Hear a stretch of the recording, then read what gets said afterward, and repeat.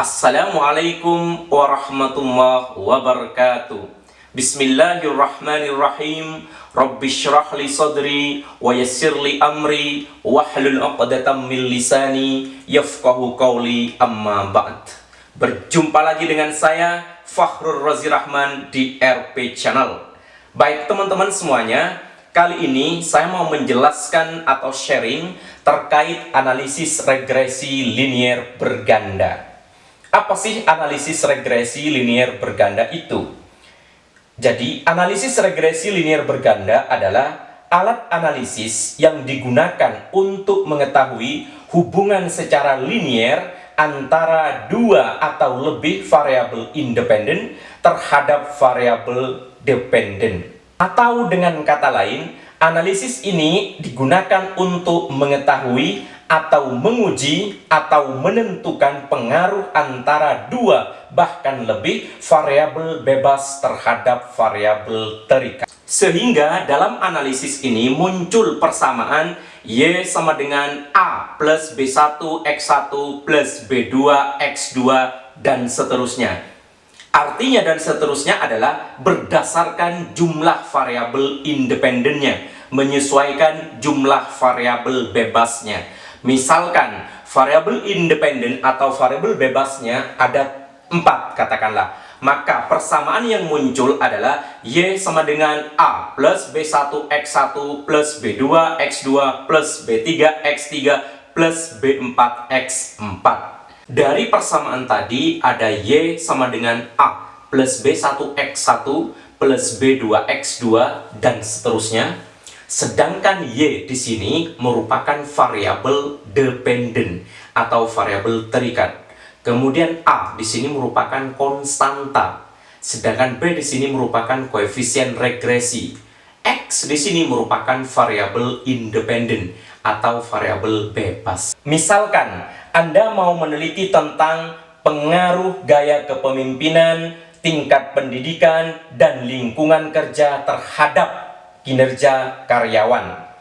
Maka model judul ini bisa menggunakan analisis regresi linier berganda. Kenapa? Karena terdiri dari 3 variabel bebas atau terdiri dari 3 variabel independen dan 1 variabel dependen atau 1 variabel terikat. Yang pertama tadi variabel bebasnya adalah gaya kepemimpinan, yang kedua tingkat pendidikan, yang ketiga lingkungan kerja. Kemudian ada 1 variabel terikat atau variabel dependen, yaitu tadi adalah kinerja karyawan. Kemudian misal contoh pemasaran ya, Anda mau meneliti tentang pengaruh kualitas produk, cashback, dan free ongkir terhadap keputusan pembelian. Berarti di sini ada 3 variabel bebas dan 1 variabel terikat. Atau terdapat 3 variabel independen dan 1 variabel dependen. Yang pertama tadi yaitu kualitas produk, yang kedua cashback, yang ketiga free ongkir. Kemudian keputusan pembelian di sini menjadi variabel terikat. Jadi model judul seperti ini bisa menggunakan analisis regresi linier berganda. Kemudian di sini saya punya contoh kasus di sini. Saya bacakan. Sebentar.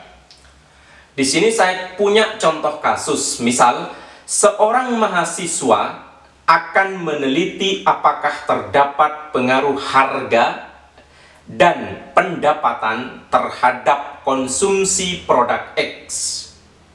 Untuk keperluan tersebut, diambil sampel secara acak sebanyak 10 orang pemakai produk X. Saya ulangi, contoh kasus ini saya ulangi, seorang mahasiswa akan meneliti apakah terdapat pengaruh antara harga dan pendapatan terhadap konsumsi produk X. Untuk keperluan tersebut diambil sampel secara random atau acak sebanyak 10 orang pemakai produk X. Kemudian Dari contoh kasus tadi, kita bisa membuat penyelesaian dengan menentukan yang pertama, menentukan judul. Dari kasus tadi, kita bisa menentukan judul. Judulnya seperti apa. Kemudian yang kedua, kita tentukan rumusan masalahnya. Kemudian yang ketiga, kita tentukan hipotesisnya. Oke, yang pertama kita tentukan judul penelitiannya. Dari kasus tadi, kita sempat mendengar ada harga, ada pendapatan, dan ada konsumsi. Maka judul yang sangat memungkinkan yaitu misal pengaruh harga dan pendapatan terhadap konsumsi produk X. Sudah, itu menjadi judul penelitian dari kasus tadi.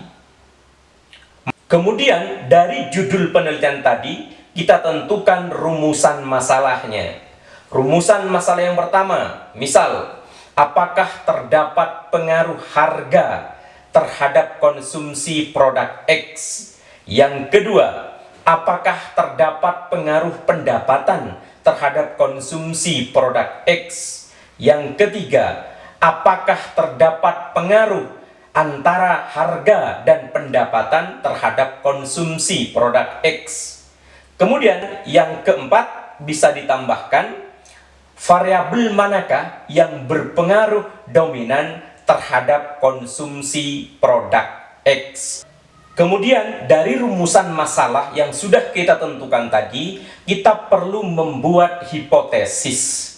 Apa itu hipotesis? Hipotesis adalah dugaan atau jawaban sementara terhadap rumusan masalah yang ada.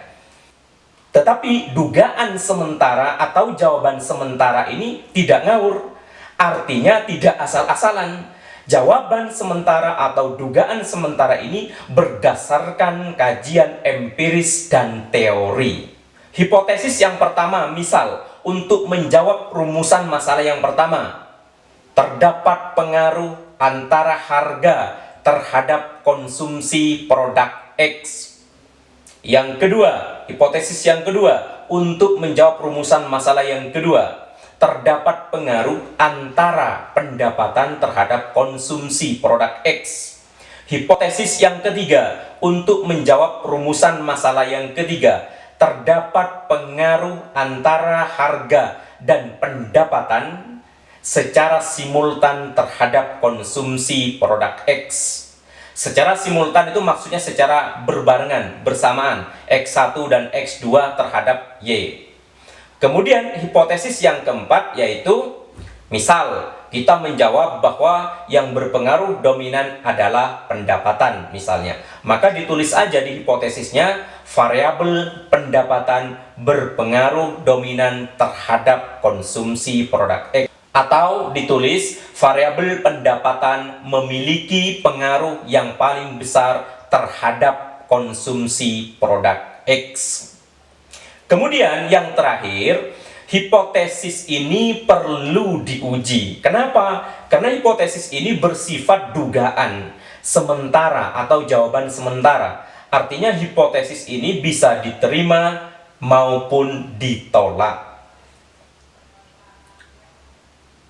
Dalam analisis regresi linear berganda itu ada yang namanya uji T dan uji F. Uji T dan uji F ini untuk menguji hipotesis. Uji T ini digunakan untuk menguji pengaruh secara parsial. Sedangkan uji F di sini digunakan untuk menguji atau mengetahui pengaruh secara simultan. Secara parsial maksud saya adalah secara one by one, satu-satu, satu persatu. Seperti tadi ada di rumusan pertama dan kedua, itu menggunakan uji T. Atau hipotesis 1 dan 2 itu menggunakan uji T. Sedangkan hipotesis yang ketiga itu menggunakan uji F. Secara simultan, berbarengan, X1 dan X2 terhadap Y kita uji. Apakah terdapat pengaruh yang signifikan atau enggak. Kemudian berikutnya tentang pengujian hipotesis. Ada uji T dan uji F. Dicatat nih. Untuk uji T kriterianya ketika nilai T hitungnya lebih besar dari T tabel atau nilai signifikansinya lebih kecil dari 0,05, maka terdapat pengaruh secara parsial antara variabel independen terhadap variabel dependennya. Namun, ketika T hitungnya lebih kecil dari T tabel atau nilai signifikansinya lebih besar dari 0,05, maka secara parsial tidak berpengaruh antara variabel independennya terhadap variabel dependen. Kemudian berikutnya untuk uji F, dicatat juga nih, kriterianya ketika nilai F hitungnya lebih besar dari F tabel atau nilai signifikansinya lebih kecil dari 0,05, maka secara simultan terdapat pengaruh antara variabel independen terhadap variabel dependennya. Namun ketika nilai F hitungnya lebih kecil dari F tabel atau nilai signifikansinya lebih besar dari 0,05, maka secara simultan antara variabel independen terhadap variabel dependennya tidak terdapat pengaruh. Kemudian yang paling terakhir, bagaimana Pak caranya mengetahui yang variabel manakah yang berpengaruh dominan itu? Baik, untuk mengetahui variabel manakah yang berpengaruh dominan itu, kita bisa melihat nilai beta terbesar dengan catatan nilai signifikansinya lebih kecil dari 0,05. Baik, saya rasa cukup penjelasan atau sharing saya kali ini. Sebelum saya akhiri, saya mohon teman-teman semuanya untuk mendukung channel ini dengan klik subscribe, like, comment, and share. Saya akhiri, saya Fahrozi Rahman undur diri, kurang lebihnya mohon maaf. Assalamualaikum warahmatullahi wabarakatuh.